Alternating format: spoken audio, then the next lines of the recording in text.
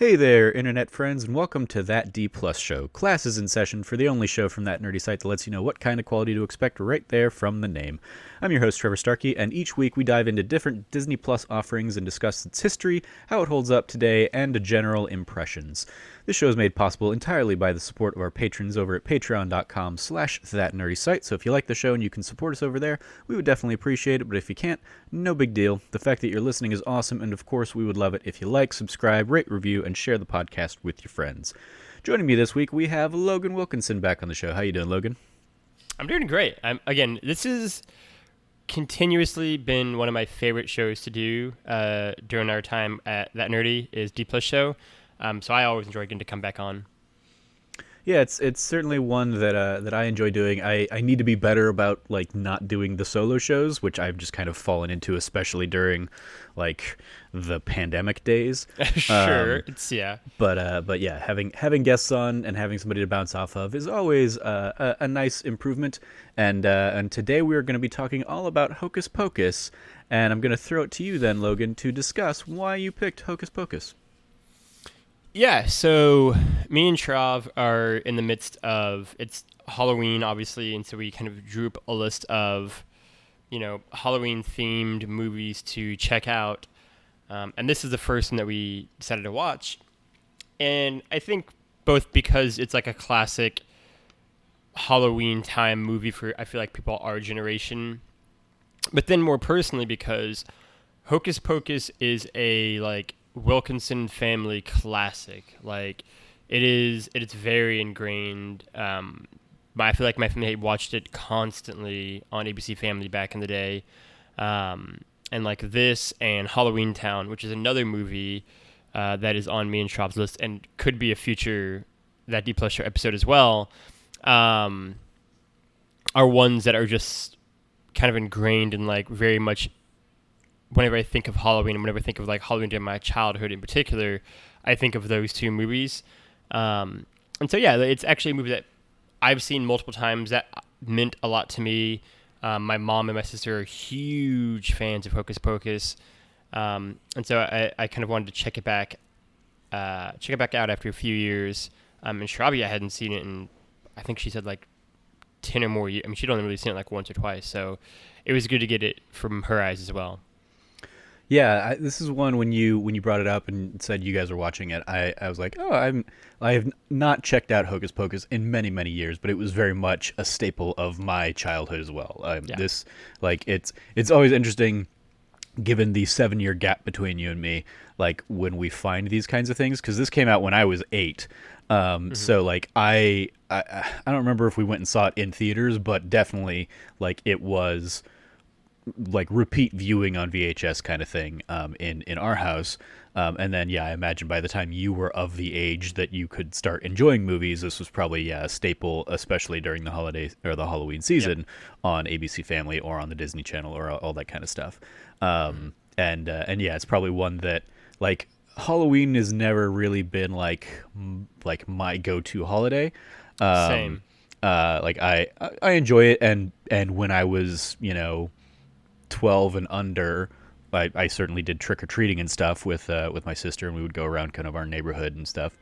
But yeah, it was one of those things like I've never been into scary movies, so like I was even thinking about it the other day because I was like, Hocus Pocus is probably like the Halloween movie I've watched most in my life, but the one that like actually sticks with me weirdly is, or the one I think about in that it probably scared me the most was Ernest Scared Stupid. And, oh, wow. Okay. And like, I'm pretty sure if I watched it now, I would just think this is a really dumb movie. But yeah. Like the monster I think that's in that, like just for when that movie hit me, like was the creepiest thing, and I didn't like it. I don't even remember, like I couldn't tell you what it is now, but I just remember not liking it, but still being drawn to it and like rewatching even that like over and over and over again. But yeah, like horror movies in general have never really gotten me or pulled me in because it's just not my cup of tea. So a Halloween themed movie like this is much more my speed. That's it's set around Halloween. It's not particularly scary. But I mean, even that, like, I was probably scared of certain things in this movie when I was watching them as an 8-year-old, compared to certainly now.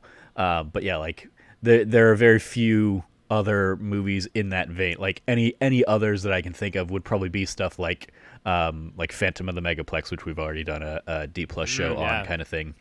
And even that, like, I didn't watch that one a ton because of when it came out versus when I was watching like Disney stuff. But yeah, it's just like, I guess Nightmare Before Christmas is probably the other one. But I like, that is one where I typically throw that into the Christmas category more than the Halloween category. But even that is one that I like. It's not my favorite of the Christmas or the Disney movies. Like I never really got into the rabid fandom that a lot of other people get for Nightmare Before Christmas.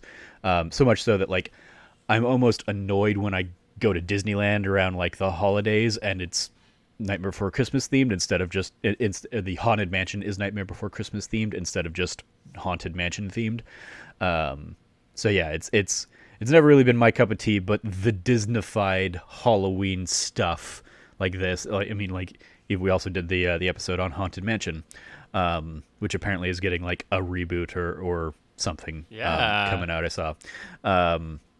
So yeah, like Halloween, never been my cup of tea, but dang if I Put a Spell on You did not just like bring so many memories back. And in particular, we'll talk about it a little bit later, I guess, but like, I don't think I had like a great reference point for Madonna outside of this movie.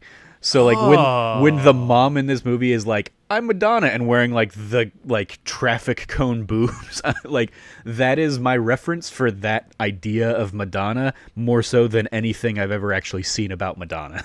So that's an interesting point. Yeah, like that might have been my first real kind of awareness of who or what Madonna would look like as well. I mean, because we would have been so young watching this movie. Yeah. This definitely predated like my MTV angsty, teenage years and stuff. So, yeah, let's dive into a quick little history lesson on Hocus Pocus here. Originally released in July of 1993, July 16th, 1993.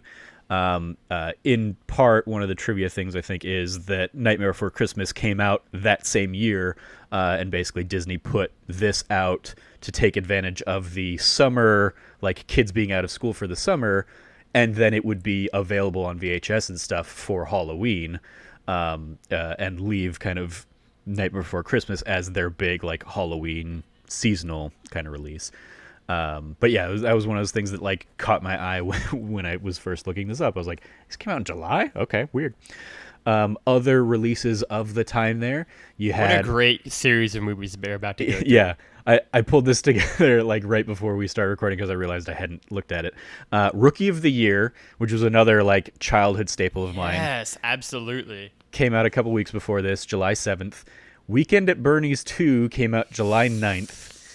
Which I've probably seen once in my life. Same with Weekends at Bernie's 1. Oh yeah, I mean, like, I feel like they're both dumb AF movies, but like they were certainly a comedy for an older generation compared to, again, 8-year-old Trevor at the time, and I've just never gone back and been like, I should really appreciate the Weekend at Bernie's movies.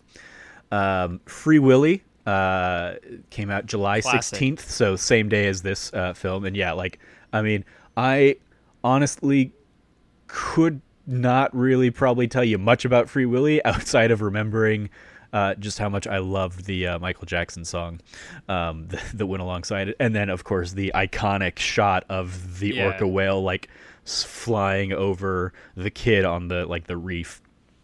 Coneheads came out July 23rd. And Robin Hood Men in Tights came out July 28th, 1993. So a legitimately great... You want to speak of like another Wilkinson family deep cut film. Robin Hood Men in Tights is like in like the pantheon of like all-time favorite comedies in my household. That movie is so good. Nice. Yeah, that one of these, like, I would say probably Coneheads and Robin Hood Men in Tights. Actually, I mean, like, Rookie of the Year probably also got a ton of playtime just because, like... Rookie of the Year got a lot. Again, I was, like, almost that kid's age, basically. So it was like that and Angels in the Outfield. And I've never been the baseball guy, but like those were the baseball movies of my childhood. Movie has a runtime of an hour and 36 minutes, so it's a nice little in and out kind of jaunt. And in the Disney live-action movie timeline of things, this came out in between The Adventures of Huck Finn, which came out in April of 1993, and Cool Runnings later came out in October of that year, October 1993. So here's where we get into some of the really fun stuff that caught my attention doing the roll call here of the who's who on this film. First and foremost, the director, Kenny Ortega, jumped out at me because I immediately associate Kenny Ortega now for the High School Musicals. Didn't realize he had done Hocus Pocus here. And before that, before Hocus Pocus even, he had done the Newsies film. He has also gone on to do, in addition to the High School Musical stuff, he also did the Descendants shows, or Disney movies, that franchise as well. The writers, we have 3 writers of note here. David Kirshner, who did the story on this, also had done the story for An American Tail and American Tail 5 Goes West. And again, those are like staple animated like features of my childhood. And it's especially weird because Don Bluth is like now a local staple here in Scottsdale. So much like he created his own theater company and like does his own theater. I have friends that have worked with him like on stage, and he, for all of the shows he does, he like hand paints kind of the backdrop for the movie kind of thing, for the set. And so it's just weird being like, oh yeah, I grew up on I grew up on Fievel, and he just, you know, is effectively down the street from me. David Kirshner also would go on to work on The Pagemaster in the animated space, and in a complete 180, he's also a producer on all of the Child's Play films. So that's certainly the much more horror-centric side of Kirshner's background here. Mick Garris was also credited here on the story as well as the screenplay. Prior to this, he had done Critters 2 and The Fly 2, and then he would later go on and do just a ton of stuff with a Masters of Horror TV series, where he was the kind of creator of that. And then Neil Cuthbert also worked on the screenplay, had done The Return of Swamp Thing, and then would go on to do Mystery Men, which was featured in one of the episodes of That Wannabe Film Class with Ben and Chloe, and Jazz was the guest on that episode. And then pretty much the last thing, and seemingly what killed Neil Cuthbert's writing career here, I bet, was he also was the writer for The Adventures of Pluto Nash, that very much maligned Eddie Murphy film that basically killed his career until like Shrek, I think, maybe revived it. It's rough. Yeah. I feel like that is one I've seen parts of The Adventures of Pluto Nash like once. I haven't even, because I'm actually thinking Osmosis Jones as I like think about this and like picture in my head. So yeah, I don't think I've ever actually seen Adventures of Pluto Nash. I just think it was like so like crapped on that I was like, nope, not going anywhere near that. As for who is in the film, of course we have Bette Midler here as Winifred, who prior to this was probably best known for Broadway work like Fiddler on the Roof and doing Tommy back in the 60s and 70s, and then also just like a career as like a Grammy performer and stuff. But in film prior to this, she made her kind of breakout debut doing The Rose back in, I think, the late 70s. She was like nominated for an Academy Award for that. She was also in Oliver and Company, and then would later go on and do The First Wives Club after this. Sarah Jessica Parker, playing Sarah here, had done Footloose and Girls Just Want to Have Fun and Flight of the Navigator before all this, and then would later go on to do also The First Wives Club, and of course probably is best known at this point for her role as Carrie in Sex and the City. And Kathy and Jimmy playing Mary there. Another kind of like staple of my childhood was in Sister Act and Sister Act 2 right around the same time. and then also would go on to be in Veronica's Closet TV series for a while. She was one of the few, voices in WALL-E. And then, of course, she played Peggy Hill on King of the Hill for many, many years. Absolutely. Yeah. Very iconic kind of like voice in Kathleen and Jimmy there. She's one too. I mean, you already touched on, but like, is such a like iconic part of like 90s childhood is just like her voice and just like her appearing in like Sister Act and this movie and a few other films that she's in. She's just such an ingrained 90s actress. Yeah. We have in the role of Max is played by Omri Katz, who had done Dallas for many years. He was JR the Third, basically. So he was like the kid in Dallas. And then he did the short-lived TV series Erie, Indiana, which I vaguely remember like tuning into when I was growing up because it kind of had a lot of those same Goosebumps vibes. And then he did the John Larroquette show after that, and really has not done too much since. Like, he very much was like a child actor and then kind of walked away from everything for the last 20 plus years kind of thing. He like his most recent credit seemed to be one of those shows that kind of looks back on, pop culture or something, and it's an episode dedicated to Erie, Indiana, and him talking about that. But that's like the only thing on his IMDb in any kind of recent years.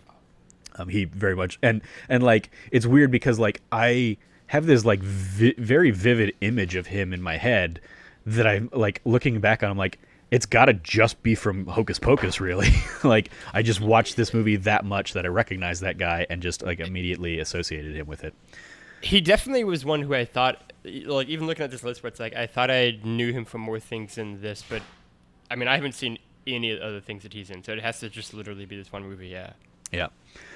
Thora Birch playing young Danny here basically was also around this time. She was Harrison Ford's daughter in the Patriot Games and Clear and Present Danger, the Jack Ryan films of that era. And then she would go on to be in American Beauty? Yeah, she's the daughter? She's the daughter, yeah. You're right. Yeah. She's the daughter in American Beauty, Ghost World, and then she has like a very small kind of like cameo little role in The Last Black Man in San Francisco, which I watched last year. And recently she's also been in a like a recurring character role on The Walking Dead in like the last couple seasons, I think. Vanessa Shaw as Allison here. Did after this she did Eyes Wide Shut as well as 3:10 to Yuma, and she was on a season of Ray Donovan with Liev Schreiber, and I just remember having such a huge crush on her from this movie, as I imagine young boys did. Sure. But at the same time, like watching this, and when that like first scene of like all the kids in high school happens, I was like, oh my god, none of these people look under 30. And it's really weird like seeing that kind of just 90s filmmaking stuff. Couple others to highlight here. Sean Murray plays Thackeray Binks here in human form. So in that kind of prologue going back to the 1600s, he's Binks. And he has gone on to be one of the regular characters in NCIS for its 17 season run or something like that. So so he's had a great run there. Doug Jones, this one jumped out at me because I saw his name in like the trivia and I was like, oh, I know that name. Playing Billy Butcherson here. Doug Jones is one of those like underappreciated roles and actors in Hollywood because he is like a modern day Boris Karloff or that kind of character, like Bolgosi? No. What's the name I'm thinking? Whatever. Like he is one of those creature people. He is a frequent collaborator with Guillermo del Toro, playing the Pale Man in Pan's Labyrinth, i.e. the guy with like the eyes in his hands and that creepy guy. Yeah, like the most iconic character of that movie, probably. Yeah, and he was the fish guy in The Shape of Water. He is. Whoa, was he really? Yeah, he is that. Like he has that kind of movement language to him, and he does a ton of that stuff. He was also, prior to this, he was like in Batman Returns. He's one of the henchmen in Batman Returns. But yeah, he is the kind of the go-to guy for Guillermo del Toro in a lot of like Guillermo del Toro's weird stuff like that. Also in the Hellboy movies, and then he has also been in Star Trek Discovery recently, and I think he was also like again going into that like creature role that he does. I think he is in Westworld. I think he is like the hosts that like aren't humanized hosts. Like he is one of the more like mechanical like creature weird host kind of things. But yeah, he is like and seeing him kind of doing that thing here, all the way going back to Billy Butcherson in Hocus Pocus. Here, he's had a long storied career as kind of that that's an insane career, horror kind of creature thing. And yeah, like if you look at his IMDb, it's filled with those kinds of credits. I'm just cherry picking his work with Guillermo del Toro being like probably the most recognizable, iconic performances that he has done. And then lastly, we have as the voice of Binks, Jason Marsden, who is another one of those, like, he is a prolific voice actor, best known and highlighted on this series as Max from A Goofy Movie. But then he was also Richie in Static Shock. And then he's just got like such a long and storied career as kind of one of those voice guys. But in real life things, he had also was around this time. He was a regular on Step by Step, and he also did a handful of episodes of Boy Meets World, because he and Will Friedle are like best of friends, and I think even like both of them were going out for the role of not Corey, the older brother Matthews, Eric Matthews, around that time. So. And yeah, Jason Marsden, like one of the trivia things in here, I think, I don't know if I pulled it into the doc, but is basically like they dubbed over Sean Murray's voice, at least at the end. Like it seemed like it was still Sean Murray kind of talking at the beginning of the movie, but then like when they switched to cat mode, and then certainly by the end when they do like the little ghost moment, Jason Marsden dubbed over his performance because the producers thought he had more of an old world sound to his voice than Sean Murray did. So yeah, that is kind of the core central cast there. Diving into a little bit of the trivia here, you have a pretty iconic cameo there with Gary. I would say Gary and Penny Marshall playing the husband and wife couple, with Gary Marshall being the devil that that the Sanderson sisters kind of get confused by. Disney bought the script back in 1984 and then sat on the project for 8 years. The original title was Disney's Halloween House and was supposed to be much darker and scarier. Rumors that Disney considered turning it into a made-for-TV movie at one point have spread over the internet but have not been confirmed by the cast and crew. The film, as I mentioned earlier, was released in July 1993 to take advantage of children being off from school during the summer and avoiding competition with The Nightmare Before Christmas that came out in that Halloween release that year. A trio of things here, because this apparently is just a very iconic little place for filming things, because there were a whole bunch of trivia notes about where when the kids, after they've burnt the Sanderson sisters and they go out and celebrate, there's like 3 different iconic locations that like are in the background of those shots. And so I've basically combined here 3 bits of trivia. When Danny and Allison dance after burning the Sanderson sisters alive, the fountain in the background was also used during the opening credits of Friends in 1994. And then after the witches are burnt in the kiln, Max celebrates in front of the house from National Lampoon's Christmas Vacation, down the street from the witch house used on Bewitched. And finally, in that same scene, the house directly behind Max and Thackeray while they talk was also used as Thora Birch's home in 1999's American Beauty. So bringing it full circle there for Danny. The animatronic cat that was used here as Binks would later be used in Sabrina the Teenage Witch. Absolutely. During a 20th anniversary screening of this film, Doug Jones revealed that the moths that come out of his mouth at the end are real and not CGI. Which I like, given the timing of this, That's the I craziest. wouldn't have gathered that they were CGI, but yep, apparently he just was holding on to some moths in his mouth there for that shot. There was another little related trivia that I didn't copy in here, but effectively at the 25th anniversary of the thing, Sarah Jessica Parker mentioned that the spider that she eats was real as well. So yep, they had a thing for bugs on this one. And then the last little trivia bit here we have is that a sequel directed by Adam Shankman from A Walk to Remember and Hairspray and Rock of Ages is currently in development as a Disney Plus original film with a screenplay written by Jen D'Angelo. And seemingly, at least per their IMDb's, a lot of the original cast are signed on to, or at least the Sanderson sisters are signed on to return in some form. So we'll see. We'll see if that ever actually happens. But Yeah. let's dive into how do we think the film holds up here, 27 years later.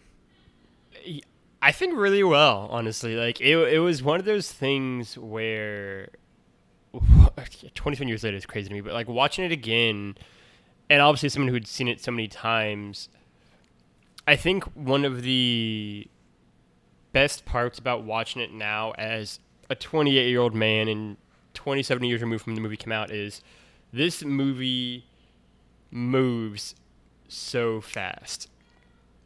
Like, I actually think it's paced really well. Like, there was a point in time where I think we paused it to go get something from the kitchen real quick, and we were already like, oh man, it's already like 26 minutes in the movie, and it's like, that's honestly like already a third of the way through the film. Like, we're already just like flying through it, right? Like, I think especially once it actually gets to like Halloween night, this movie is just so good, and it's hidden everything so well, and it somehow seems to be both a movie that is super short and is like flying along, and also a movie that has a lot of like weird smaller moments that like for me really work, right? Like the Gary and Penny Marshall scene is just totally just a like, here's a cameo 5-minute scene, but it's really funny and it works really well, and like they somehow managed to find these kind of scenes and those kind of moments in this movie, even though it's only an hour and a half long. So I think the pacing of it's great. I think the like weird cameo things they do are great. And then ultimately, like we kind of talked about last night after we got done recording a different pod, I mean, Bette Midler is just great in this movie. I mean, she like every scene Bette Midler's in, she just chews up. Like she is just. This was like one of those movies where it felt like the cast had a lot of fun shooting it. And I think both Bette Midler and Sarah Jessica Parker, I mean, really all of the Sanderson sisters and the kids, like everyone, and even the parents, like everyone involved felt like they were just having a lot of fun shooting this film.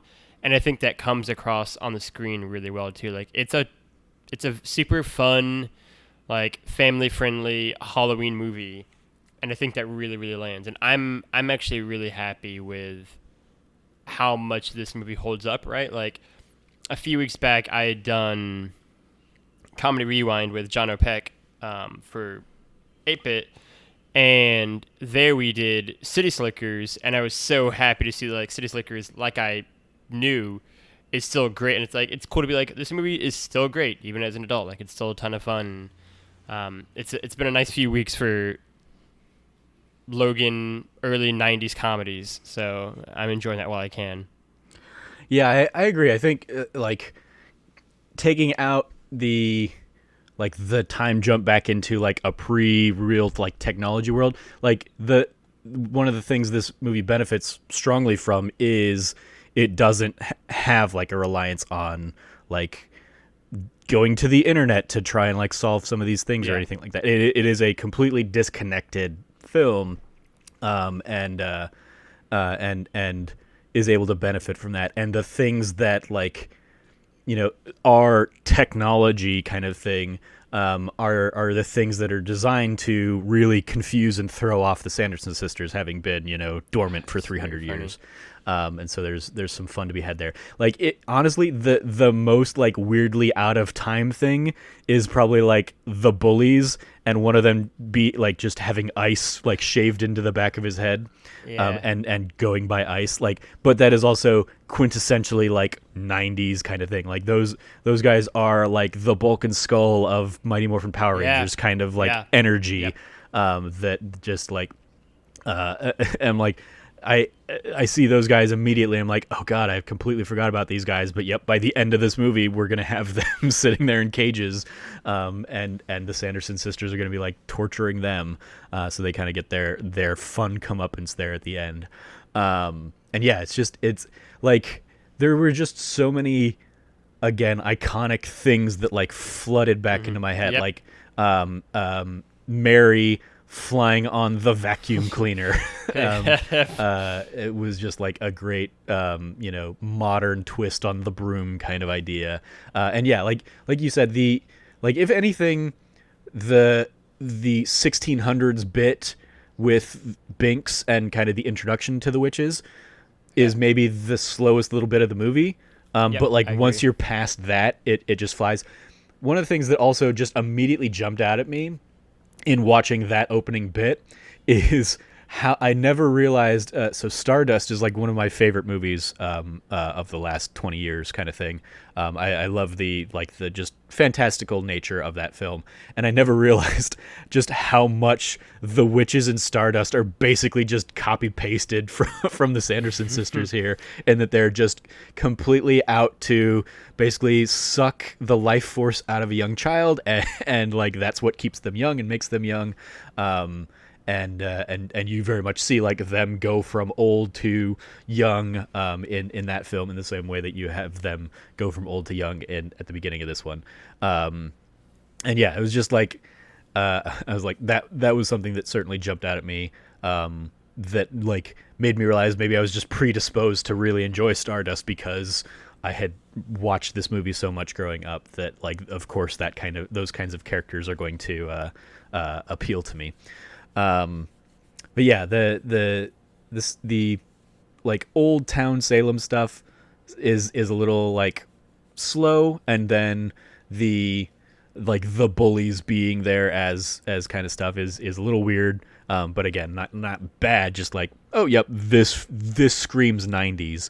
And then like you said, the cameo with the Marshalls is just completely unnecessary. You could completely remove that from the movie and you're not going to really miss anything. But like they did a favor for a friend or something and came in and did this little so thing much fun, and had a fun little completely like disposable scene. Like there are certainly moments like that I feel like in a 2020 movie would hit the cutting room floor pretty quickly, unless it's like an Adam not Adam McKay, a guy who does like Knocked Up and whatnot. Judd Apatow. Judd Apatow, yeah. Like he has that kind of bloat in his movies where it's just like he gives his friends like the camera and just lets them riff for an extra 15 minutes that didn't need to be in the movie. So like I could see that in a Judd Apatow kind of movie more so than a normal standard kind of comedy you would see these days. But still, a lot of fun. Yeah, I think. I was actually surprised by how well it holds up. And again, I think it benefits from not having the trappings of that you would get in like later 90s movies where you get like cell phones coming into the mix, like very rudimentary, or pagers or stuff like that. Anytime like you start introducing that level of technology, that's what really starts to date these kinds of movies. And the fact that so much of this takes place just outside of that on Halloween night, just fun. Like, yeah. One of the weirdest things ends up being like that all of the parents in town are just like at this dance party thing, but whatever. Yeah, absolutely. Like even that, yeah, the I Put a Spell on You just immediately brought so much flooding back, and I'm just like, I don't like, this is another thing that we talked about a little bit before when we talked about the movie last night. It's just like, this is another thing that could absolutely be cut out of this movie.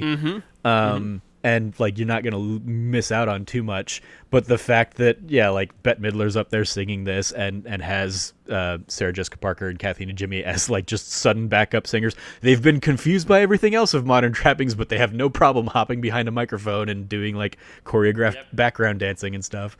It's just fun, and I probably knew like I probably just like randomly would have said the spell words that they like cast at the end of the song there.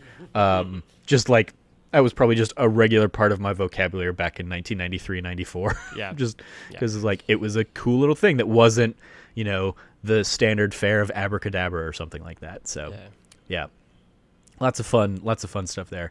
Any favorite moments for you that really stood out?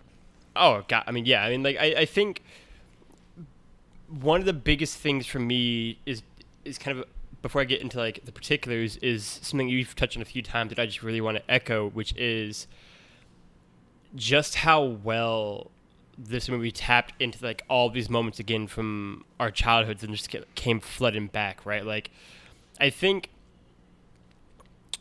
Hocus Pocus is really good at being a legitimately good movie and also being one that plays really well as a like nostalgic movie too. Like, it's actually manages to do both really well, which is always nice, because again, there are those ones that you like loved as a kid and then watch again and it's like, this doesn't work. And this brought back like so many positive nostalgic memories. But yeah, I mean, in terms of favorite moments from the movie, I mean, like I feel like you can't talk about Hocus Pocus without talking about I Put a Spell on You. It's so much fun. Like, it's totally unnecessary, but it's so much fun. And again, like, that's what I mean when I say like it just felt like when they were making this movie, they all had a blast with it, right? Like, everything about that scene, like, Sarah Jessica Parker and Kathy are just backup dancers and backup singers. There's no reason why. Bette Midler is just on stage now, rocking the microphone. There's no reason why, but it works so well. It's not even really like that weird of a scene that there's just like suddenly a like dance number in the movie. Just like, no, this makes sense in the context of what's happening. And even like the final, like the end of the movie payoff, where like the parents all leave the party and the dad's like, I thought LA was a party town. Like, it's just funny. Like, they're just having fun with it. I actually maybe disagree is too strong word, but like I actually really love the opening stuff in Salem and like the present day. Like, I agree, like the 1600s stuff is slow, but like once we're in the 1990s again, I like the stuff with the bullies. I like the stuff in the classroom. Like, I like them just setting up like that town, and maybe part of it is because like it's all so nostalgic for me, but it's just like, man, like I love getting to see this town and them do this stuff, and like the dumb ice bit and like him taking the shoes and that becoming like a weird recurring gag, and yeah, it all worked for me. Yeah, I think there are a couple things I want to jump on that. Like, one, I do love like just how stupidly like excited everybody in that classroom is for the Halloween, man, the witch history and the Sanderson sisters and yeah, all that stuff. And then going back to the bullies, like the thing that immediately jumped out at me is these bullies were introduced to them just hanging out in a cemetery. Yeah. That Max is just riding, like Max, completely new in town, is just riding his bike through a cemetery, and that's where these characters meet and have their like first like interaction and stuff. It's just like, yeah, that makes no sense whatsoever. That is purely just like they had that set, I guess, ready to go. So that's where they decided to set that scene. Because yeah, it's I'm just really like, glad you said that. What were they do? Like, if Max had not ridden his bike there, what were they just doing there in the cemetery, just hanging out there on like Halloween Day or whatever? You know, just hanging in a graveyard like boys do. I really am happy they mentioned that part, because obviously, having seen the movie and like, especially once it started up, like so many memories came flooding back that like when I saw them hanging in the graveyard and Max just like cutting across it, I was like, yep, totally normal. And then Shravia, who again has seen the movie like once or twice, saw this happen and immediately was like, why is he riding his bike through a graveyard to get home? And I was just like, I guess it's just, I guess it's the quickest way. I didn't really think about that. And she's like, why are they and like, she had all these like very intelligent questions. And I was like, that's just, That's what you do in Salem, all right? You visit the graveyard whenever you get the chance to, all right? That's what the cool kids are doing in there. But yeah, it is one of those moments where it's like, that doesn't really make sense. But again, it doesn't even seem that crazy. Like watching it again, not just like, yeah, like this fits in this weird world that we've established for everyone's super stoked about Halloween all of the time. Also, did you see the Sonic the Hedgehog trick-or-treater? Oh, I might not have actually, no. Yeah, like I think like when they're outside the I don't remember who it was. I think it might have been the Sanderson sisters, like when they're outside of Gary Marshall's place or something. But like in one of those scenes, there's just like a very clearly like it's basically the Sonic meme before before Sonic the Hedgehog. But yep, Sonic the Hedgehog, very blue 90s Sonic the Hedgehog costume, just kid walking right on by, and I'm like, yep, nice. That holds up. So especially as Fall Guys, as like the week we're talking about this, has released a Sonic the Hedgehog skin for the beans in Fall Guys, as so like just completely reviving that. So yeah, that's definitely a fun little thing to keep an eye out for upon your next watch.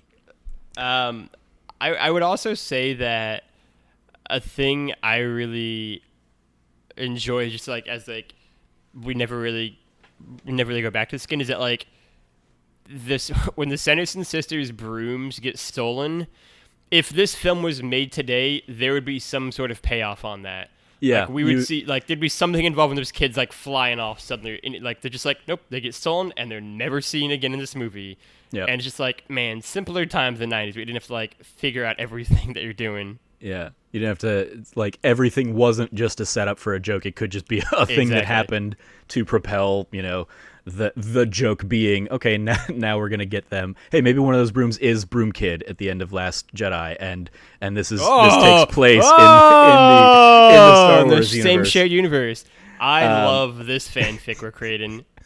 One of the other things, in a similar kind of vein of, like, thing that just like never really, like, it gets introduced and just doesn't really have any purpose beyond like the scene it's in. Max just being a drummer and just drumming to try and like shut up his sister. Like, yet at the same like when they come back to Max's room at the end of the film, and the witches kind of like blow him and knock him over his drum set. I did have, as a former drummer myself who had like a drum kit in the house that like my parents hated, I'm sure at times. I appreciated that it is like the bass drum was filled to the brim with padding to try and like keep that thing as quiet as you could, to be respectful to the rest of the family. So that was a great like set dressing note from whoever decided to put the drum set in there. But yeah, that was just one of those things, like, I'm like, why is he playing drums just all of a sudden? And yep, that's just a thing he's doing to show that, Max is that kind of 90s kid, I guess. Yeah. I mean, the whole fish out of water kind of story of him like coming from Hollywood to, this and him kind of scoffing away everything, is some fun there. What were you going to say? I was going to say, can we take a second to talk about how nice his bedroom is?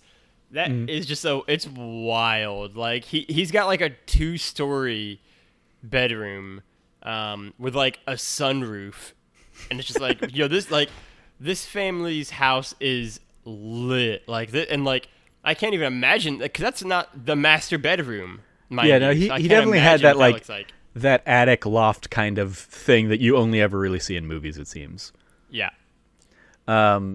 What was I going to say? There was another beat in there that just like jumped out at me, but it has escaped me now.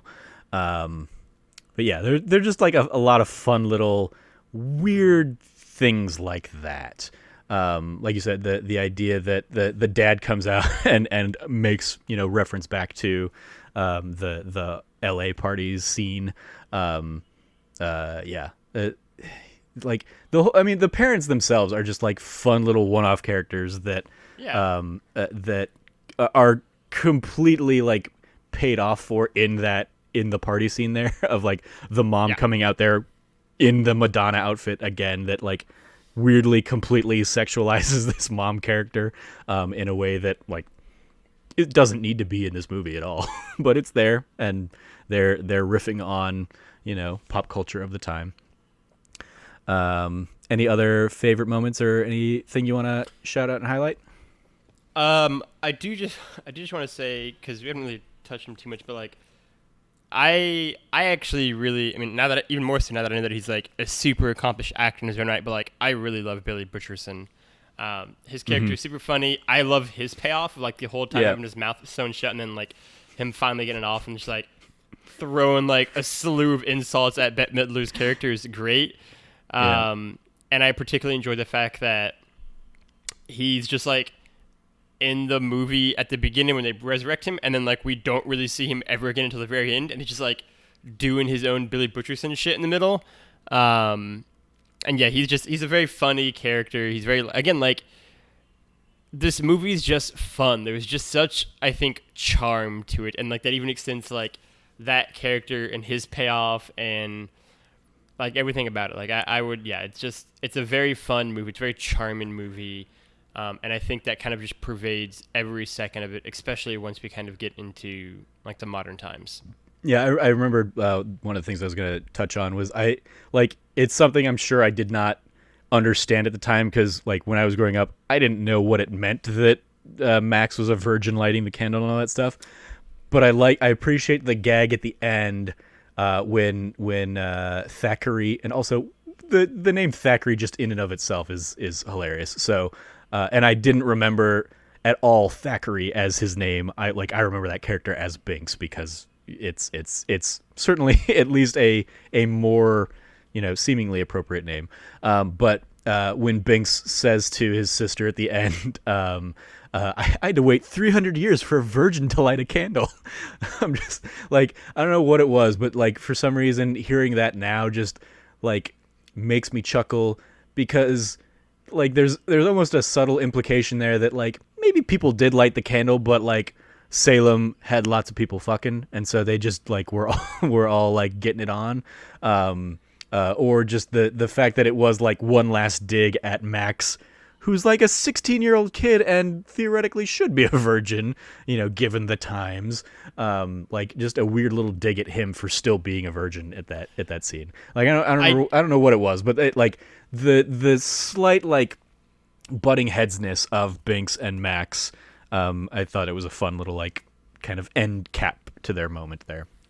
I will say is like my final point for this segment is that like, because I commented on it when it happened, of like Max like daring to light the candle and then him like ended up lighting it, and obviously the movie plot happened and me just being like, what a weird way to come out as a virgin. Like I'll do it. I swear to I've never fucked. I will light this candle. I swear. It's like what a like weird like passive aggressive way to be like, I am a virgin. I am telling you what, like, I just love the fact that like I feel like so often in comedies it's like the male characters are like, no, I've had sex with everyone, and him just being like, I'm a virgin, I'll do it.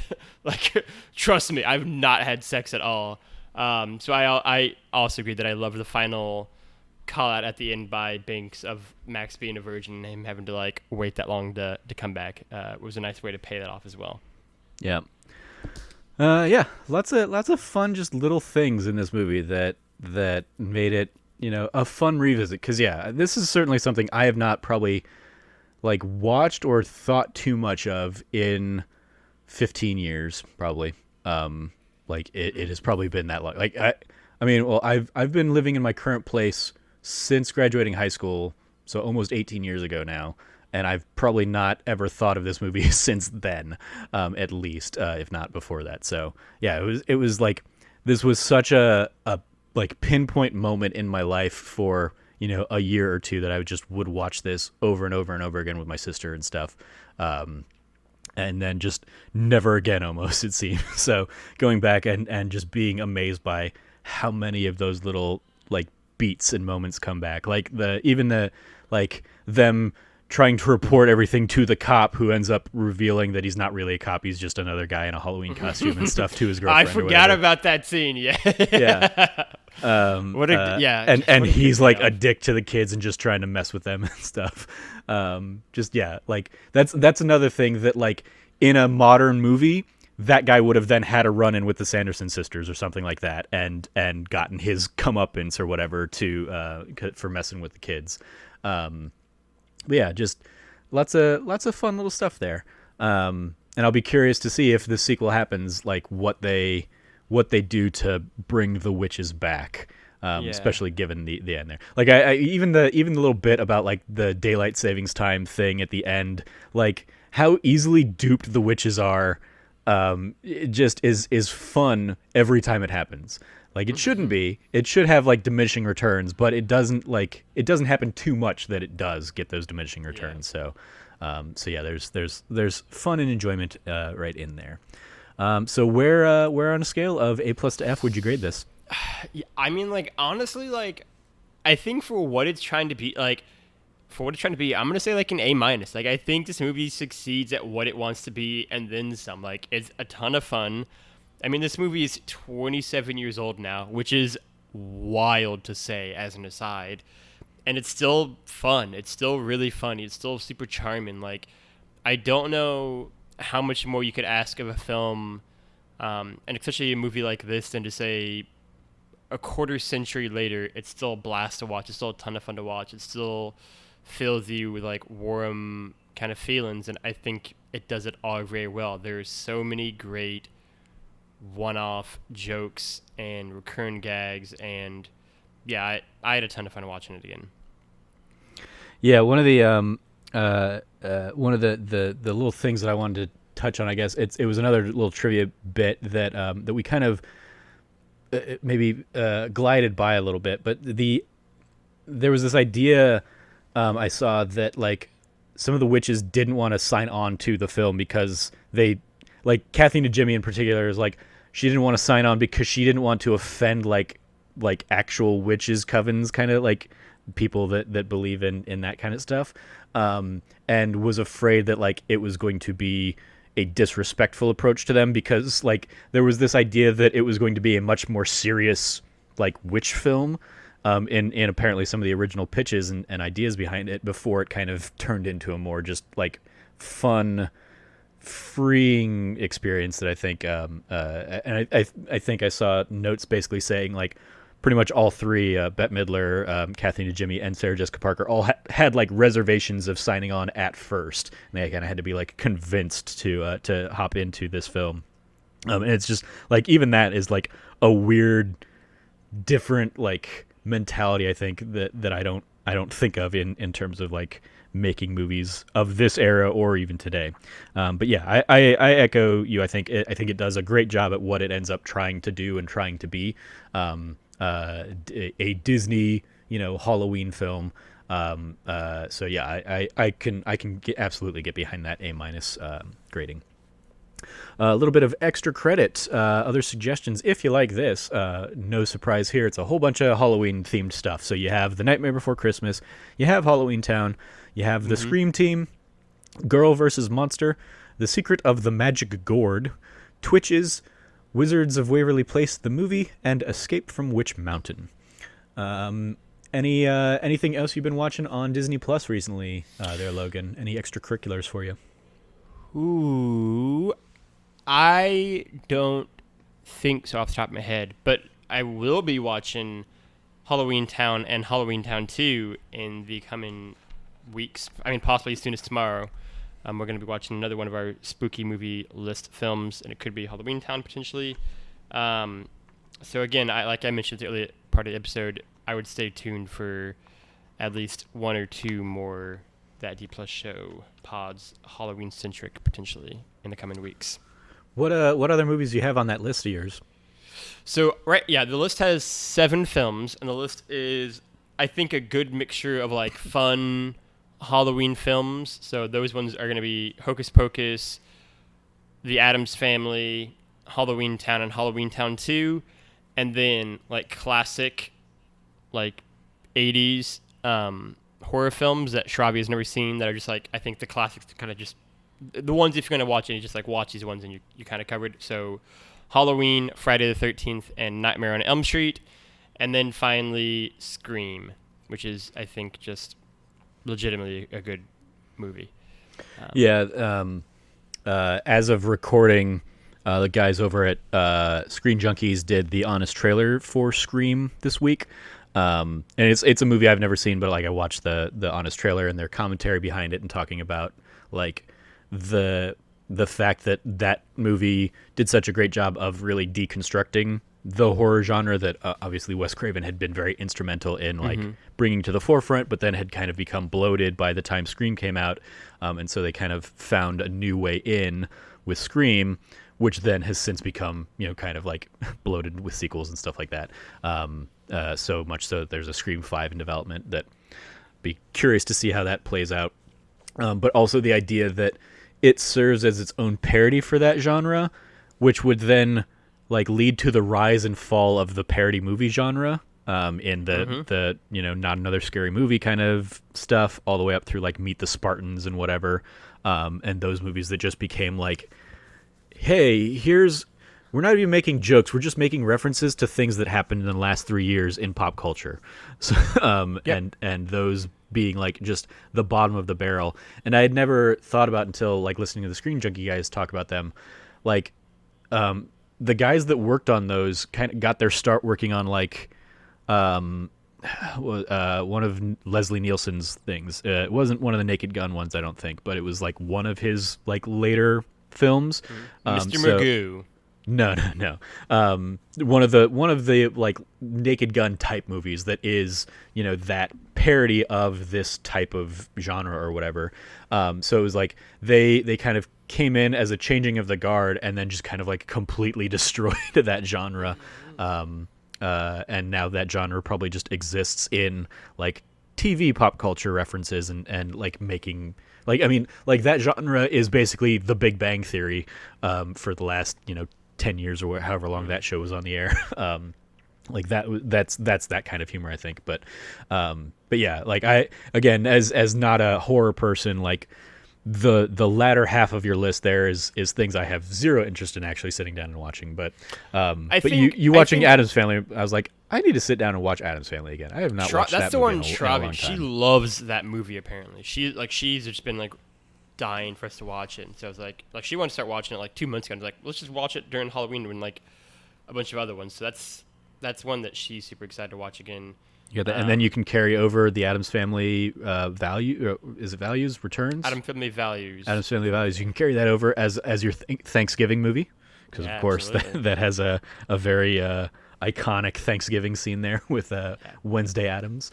I had such a crush on Christina Ricci as a kid too. So another classic '90s actress. Yep. Because she was in Casper too, right? Yep. Yeah, absolutely. Yeah. There you go. Cool. Yeah, I don't think I've really been watching anything else on Disney Plus of late. I like every time I hop in to figure out what am I going to do for this week's that D Plus show in recent weeks where it's been just kind of me doing solo stuff. I'll see stuff, and one of the ones that I need to just sit down and watch at some point and then have like you and Cam on to discuss is the Star Wars documentary. What is it? Yes, Building an Empire or whatever. Empire of Dreams. Empire of Dreams, yeah. Watch it. It's that so one good. is constantly there in like the recommended for you section. Yeah. So maybe once we get a little, maybe we will do a couple more Halloween themed ones, and then once we get out of the Halloween season, we'll look at doing something like that. The only, like, I guess it's a documentary about movies that came out 30 years ago, but the only like spoiler or whatever, really the only criticism I have of Empire of Dreams, 'cause I think Empire of Dreams is like genuinely so cool, especially at the time of like how much information it gave you about like the making of Star Wars by the people who made it, is that there's a ton on A New Hope and there's a ton on Empire Strikes Back, and then Return of the Jedi gets probably like 10% of the documentary, and I just wish they gave more to Return of the Jedi, like selfishly, because obviously that's my favorite Star Wars movie, but it is, even the small amount we get from Return of the Jedi is still super cool. But yeah, that documentary is so great. Nice. Well, we will have to keep that in mind for the coming weeks as well. That's going to do it for this week's episode of That D Plus Show. Thank you, Logan, for hopping on to talk about Hocus Pocus with me. It's been a lot of fun. You can follow Logan at LeftyLogie on Twitter. Anything you want to give a shout out to, Logan? Yeah, I actually want to give a shout out to the podcast that we did yesterday when we recorded it. I don't know when it comes. I think it came out Came 2 out days today. ago when this. Oh yes, It came yes, out- 2 days ago as of this Yes, episode going okay. live. Which was me and Trevor for That News to Care About, going through 21 games that are going to be released during the PS5 launch. It was a ton of fun. As I kind of tweeted out as my tweet to kind of promote it today, video games are cool, and it's always cool to talk about them, and just kind of gush about like the things we're excited about, especially on That News to Care About, where generally the news is more downbeat. More often than not, and so it was a fun exercise just kind of getting to be excited about games and the upcoming PS5 launch. I had a lot of fun talking about them with you, so I actually recommend everybody go check that out because it was a ton of fun to do. Yeah, that is absolutely a solid episode for people to go check out. You can follow me over at Trevor J. Starkey, and I will just echo that one of, go check out us talking about all those PS5 launch titles. I went through and looked at my my like Best Buy orders to remember and remind myself which of those games I actually have pre-ordered, and you'll be happy to know I actually do have Assassin's Creed Valhalla pre-ordered, even though in that episode I kind of talk about it being like one of the like I'll get to it when I get to it games, and that's still true, but apparently I will have it there waiting for me on day one, unless I change my mind in the month between now and then. But yeah, it's going to be fun. And we also are recording this the day that a whole bunch of new Valhalla impressions kind of went live. So Yeah. a whole bunch of people talking about that game today as well. You can follow all of the latest from That Nerdy Site over at thatnerdysite.com or follow That Nerdy Site on Twitter.